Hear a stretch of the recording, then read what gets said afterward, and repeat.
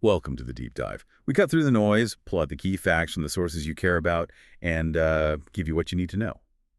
Today, we're really diving into something quite, well, impactful and honestly pretty startling circumstances, our mission for this deep dive.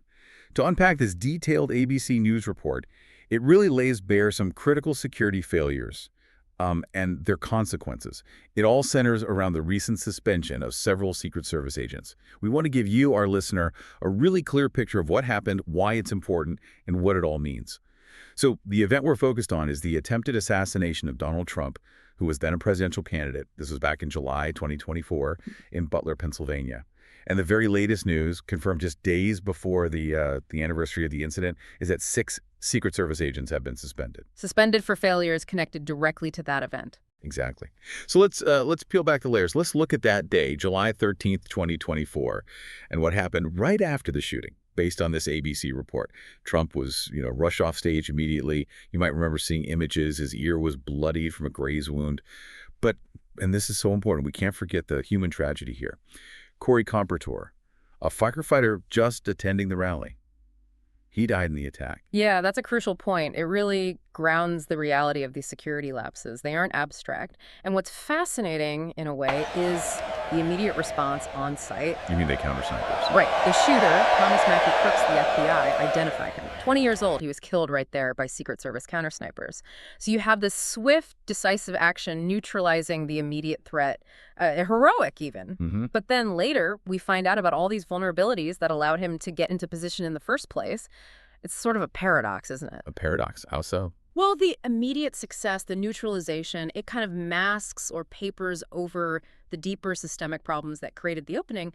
That quick win can sometimes hide, those underlying weaknesses. That makes sense. And that incident, well, it triggered a much deeper look, didn't it? It absolutely did. So the Department of Homeland Security, DHS, they launched an independent review afterwards, and their findings were pretty blunt. The report said that a whole series of law enforcement breakdowns, quote, created an environment that left Trump vulnerable. That's strong language from an official review. It is. And they didn't stop there. They said, and I'm quoting again, the Secret Service does not perform at the elite levels needed to discharge its critical mission. Wow. Yeah, and added, the Secret Service has become bureaucratic, complacent, and static, even though risks have multiplied and technology has evolved. Okay, let's unpack that phrase. Bureaucratic, complacent, and static. When you apply that to an agency like the Secret Service, Yeah. That's incredibly damning. It really is. What does that actually mean in practice, do you think? Well, bureaucratic could mean slow processes, right?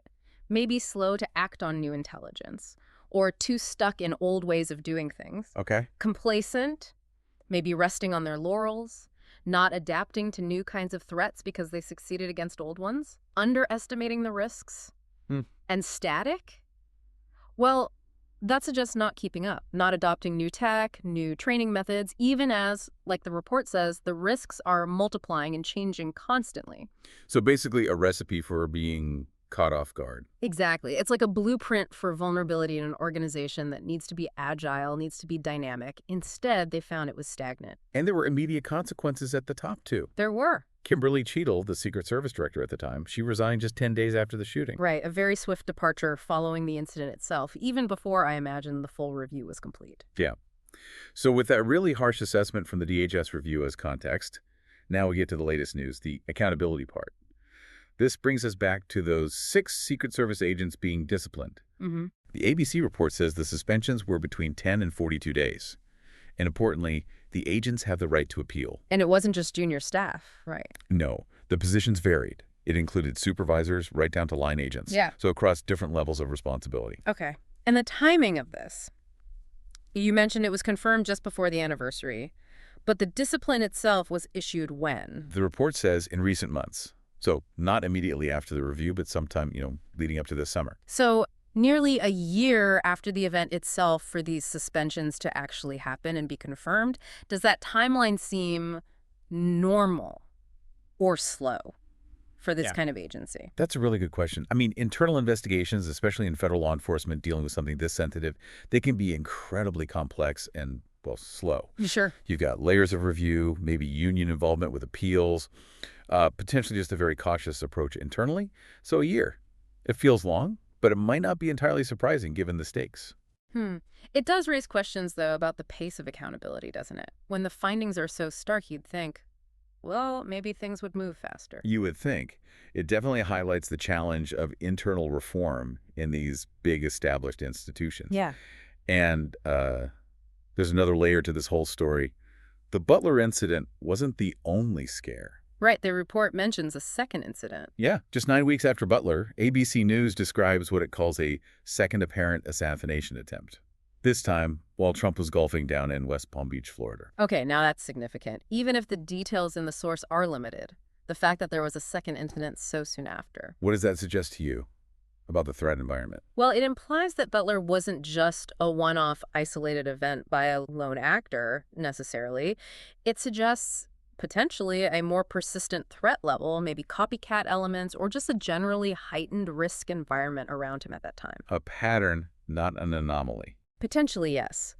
And it underlines the challenge for protective agencies. It's not just about preventing a single type of attack. It's about adapting to a dynamic, maybe escalating threat landscape. And we saw a practical reaction to that perceived pattern. After both incidents, Butler and West Palm Beach, Trump, even as just a candidate, was given full presidential-level security protection. Which is unusual for a candidate, typically. Very unusual. And his campaign, understandably, had to start figuring out totally new, much tighter security protocols for all their events. It's a major operational shift for them, I'd imagine. Definitely. So, bringing this all back to you, the listener, why should you care about the details in this ABC report about Secret Service protocols and suspensions? Yeah, what's the takeaway? Well, I think it's because this isn't just about one specific event or, one person. It's a rare window into how a really critical national security institution functions, or in this case, where it was found lacking. If an agency like the Secret Service, whose whole mission is elite protection, is described as static while threats are multiplying, that signals a much bigger challenge. For sure. It makes you wonder about other agencies, other institutions facing complex, evolving risks. How are they adapting? Yes. Or are they also potentially static? Exactly. It's about the fundamental ability of our security structures to keep up in a world that's changing so fast. Yeah. It's about public safety, ultimately. So, just to quickly recap our deep dive today, we looked at that terrible attack in Butler, the really critical DHS review that followed, highlighting deep problems in the Secret Service. Problems like being bureaucratic, complacent, and static. Right. And now these concrete disciplinary actions against 6 agents, coming almost a full year later. So maybe a final thought to leave with our listeners, given everything we've discussed, especially that DHS finding bureaucratic, complacent, static while risks have multiplied and technology has evolved. What does this really tell us about the challenge, the ongoing struggle of protecting public figures today in this complex, fast-moving world? I mean, how do these vital agencies actually reform themselves? How do they truly adapt when they get hit with assessments this harsh? And what does that whole process mean for the actual safety of our leaders and, by extension, public confidence? That's a heavy question. It really goes beyond just this one incident, doesn't it? It really does. It points to that constant tension between institutional inertia and the need for rapid evolution when threats change. It's something worth thinking about.